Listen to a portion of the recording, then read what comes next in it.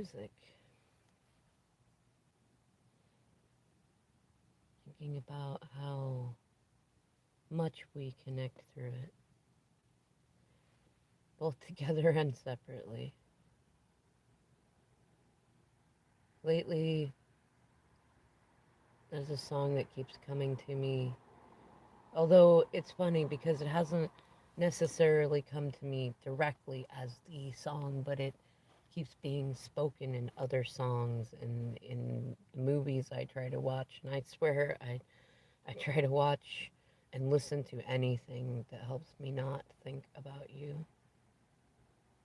Though the more I do, the more the words come together to remind me of that song, This Little Light of Mine.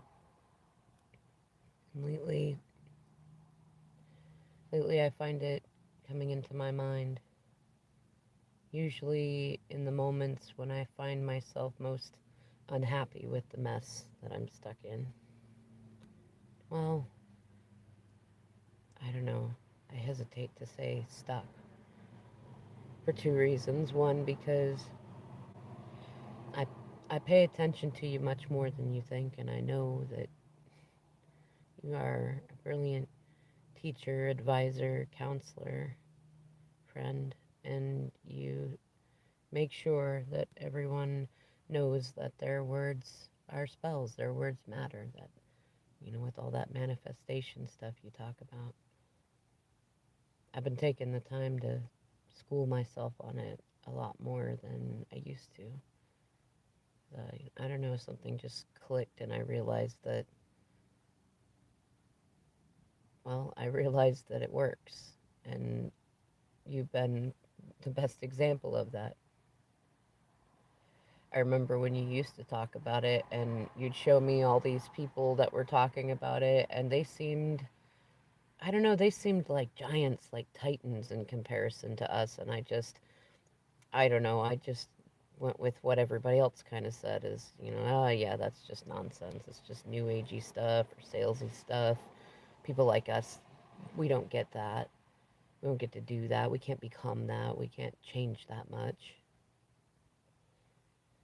Though, it's funny, no matter how dark the nights get around me, no matter how deep my soul gets wrapped in the tentacles of my karma,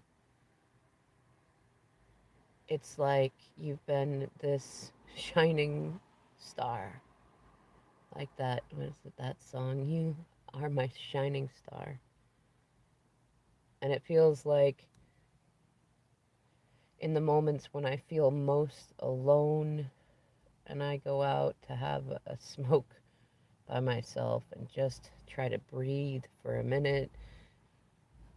It's funny, it's like I look up and it's not that I actually see a shooting star, but then I think of you and how you are doing. I sneak peeks. Don't think that I don't. I know I put on a good show in person, and there are many excuses for why I do that. I won't say any of them are good reasons, but hopefully one day I'll have the opportunity to explain them and at least, I don't know, somehow I know only you could find delight in, I don't know if you want to call them my antics or my, I don't know, you used to always say that I was so silly, adorable even at the way that I tend to do everything backwards and sometimes in a zigzag pattern or like I do it like a crab and walk sideways and backwards and never forward in a straight line. I've never known anyone else who could be so in love with a story like mine. Though I tell you, feminine, there are some times though when I get really stuck and I look within and I feel like you are this little light in me now. It's funny because I feel like I never could have known that, never could have felt that if I hadn't screwed up in all the ways that I had and gotten you mad enough to tell me off, which I, to be honest, took a lot more than I thought that it would. I've never I've never known somebody to care that much, nor anybody as patient or as kind as you. And somehow I don't know, I still feel like to some degree that you've just I don't know, you've like sped ahead of me many cycles ahead, and that you know exactly what you're doing. That I don't know, it's not like it's a game per se, but it is. It's like you've learned. See, I don't know, feminine. I don't know what you know, and I don't know how it is that you know it. It just feels like you know, and like you are several trains ahead of me. I feel like that song, hear the whistle blowing, she's coming around the bend. I don't know when. I just know that, I don't know. I feel like sometimes that's how spirit shouts me down when I get in these spaces and places where I get to feeling good. I don't know if it's spirit, but it just feels like I'm not supposed to know what you know or hear what you hear yet. But it feels like I am supposed to listen, that I'm not supposed to worry about the distractions, the karmics yelling around me, the thoughts in my head that don't feel good, that I'm just supposed to listen to that little light of mine in my heart. It says, be careful with your words, just like you used to. It says, think good things about you. It says, don't let anybody steal your victories, not even me. Feminine, I think a lot about the magic of these moments. I don't know how you do it. Somehow you are just you are magic itself. That's all I can think. And I don't know. The more I think about it, the more I oddly feel happy that I made the crappy choices that I did. I know it sounds funny, though you told me something similar one time, and I think I'm finally starting to kind of understand it, to where I don't know, I guess you hit this point to where you realize not every mistake was really a mistake. I don't know, I think that's kind of that divine timing thing that you talk about. I'm still trying to understand that. I know I know that that's something that you work to stand in, and in some ways it just seems, I don't know, it seems like you're talking really crazy science stuff that I just I don't feel on your level, feminine. You know so much more than I do. And like I said, somehow it feels like even though you're being, I don't even want to call it tough, it just feels like you're stretching your wings and spreading them out and flying off. And somehow that feels like a punishment. I know that it's not meant to be, but that's what it feels like. And it's like you've got this sign up that says, must be this tall to ride this ride, and the height is the vibration, and mine is not tall enough yet. I feel like a little kid who wants to go on all the best rides at the carnival, but I'm not tall enough yet. And even if I put lifts on my shoes, I still wouldn't be right where I need to be. It doesn't feel like I'm that much shorter than it, but enough that none of the staff will let me get on. I feel like I could have gotten on if you'd been standing right there next to me, though something feels, I don't know, something feels right about that, that I should have to wait. I should have to grow. I should have to earn it. There's some part of me, feminine, that feels like, I don't know, like I went through this phase where I felt like I had to be punished, sort of. And not that it had to be through you, but because you were the one that I heard, it had to have something to do with you, like the karma of it, that I mistreated you and I ghosted you, I abandoned you, and it feels like this stuff going on now is the karma of that. That I mean, I went out and I swear I had every intention of just simply showing you the man I really am. I don't know. I admit that I was angry and that I was mad that things didn't go the way that I planned, and that I don't know. I was more mad at myself for being a player with you, and you called me out on it, and I was determined to prove you wrong, determined to prove myself wrong, that I could do better, that I was better. I guess in a way, I guess now that I see it, I was trying to prove that you were right, that I really am a masculine of integrity, radical honesty of character and faith. And then I got wrapped up with the wrong people. I thought were going to help me, who I thought would play the little game, this little deception, and then it grew and it became just this web of deceptions. And you saw through every single one of them. I swear, I was going to have you be the audience effectively and then just surprise you and say none of it was real, see? And I don't know why I didn't think ahead and think that that would be stupid, because one of the only things you've never accepted from me is deceit. Though I don't know, that's a lot of how I grew up and the relationships I'm used to.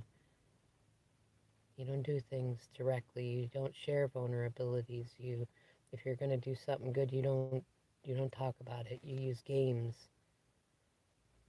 and not the fun kind of games. Though I don't know. I mean, it seemed like a good plan, except there are times I thought maybe you believed me. Though I realized that you knew the whole time. And then you got frustrated with me because I was taking so long and I couldn't tell you how wrong it was that I picked the people that I did, situations that I did. And it became scary pretty quick. And the more that you spoke the truth, the more I felt it on my end through the people I chose. And what's crazy, feminine, is I swear the less I tried to share with you, it was like the more I told you. The fewer words I said, the more you knew. And then that scared me because I don't know, I guess it felt like I couldn't hide if I couldn't lie. And it also kind of amazed me because I've always wanted that sort of intuitive connection. Somebody that who liked to hear me talk but didn't need me to. And that made me realize that I've always wanted to be that kind of lover also, and I was once upon a time. I wish I had met you first, feminine, because you would have met a completely different guy. I think about that a lot. And I think about things that you've said and surprisingly shown me. You always wanted me to heal and become the person I was before I got hurt, and I told you that was impossible. And I really genuinely believed it was until I watched you become the person you were when I met you. And I know you had been hurt a little before I met you, though I'm not blind. I know that I am the one that hurt you more than anyone, and in all the ways I got hurt.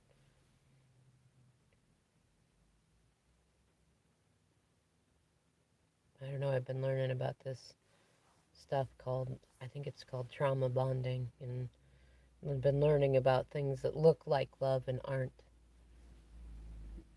I know that you didn't think that I was doing that sort of thing, but with the way that things are, I had to start trying to understand something. And I saw that others were learning about similar things, and I don't know, it kind of scared me to see that reflection in all of the karmic relationships that I've been in. To realize what you've meant by karmic, and to see that you were the only one at least trying to have genuine healthy love with me, and I had given so much of that to those in the past that I thought I shared love with. I know that I was giving love. I thought that I was getting it from them and that I just wasn't good enough. So through this little light of mine, this energy of you in me, I've come to realize that I am worthy of love.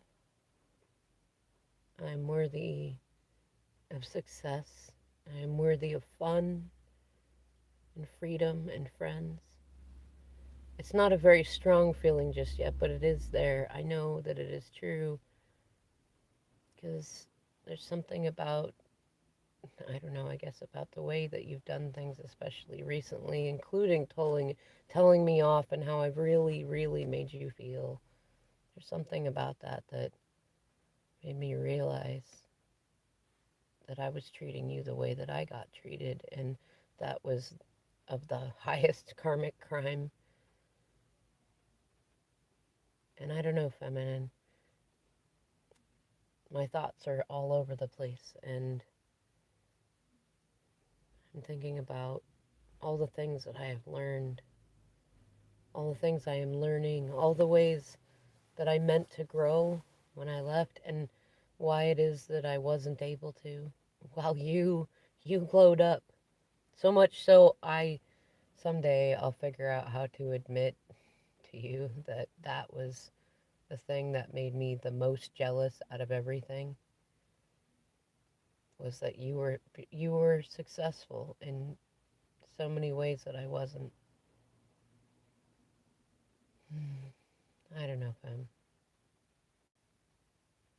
My thoughts are with you, and somehow I feel like yours are with mine. Either way, just know that while you're out there having fun and glowing up and calling me to you without even trying, I am sitting here just learning to focus on this little light of mine inside me.